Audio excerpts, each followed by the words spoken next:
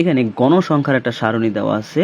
এই সারণী থেকে তোমাকে বের করতে বলছে ভাইয়া প্রচুরক শ্রেণীর মধ্যমান কত।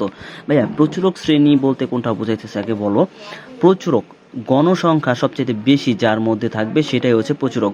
ভাইয়া কি বলছে আবার বলতেছি আমি, এই প্রচুরক হচ্ছে গণসংখ্যা যে ঘরের মধ্যে থাকবে সেটাই হচ্ছে প্রচুরক শ্রেণী। তাহলে দেখো তো ভাইয়া এই গণসংখ্যার মধ্যে সবচেয়ে বেশি কি আছে, 2, 8, 12, 13, 5।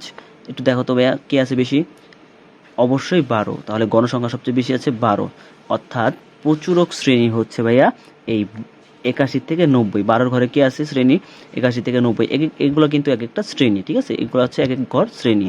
তাহলে 12 সবচেয়ে বেশি বার আছে, অর্থাৎ প্রচুরক শ্রেণী হচ্ছে এই 81 থেকে 90। এখন মধ্যমান কত ভাইয়া, তোমরা মধ্যমান জানো কি?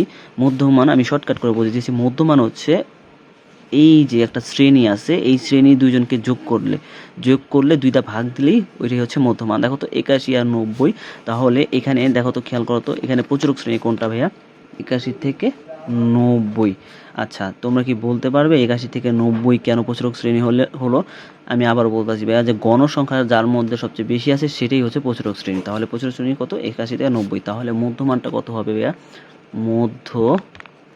মধ্যমান সমান, আমি মধ্যমান বলছি কি, এই যে দুইজনকে যোগ করে দুইটা ভাগ দেওয়া, অর্থাৎ 81 যোগ 90 ভাগ 2।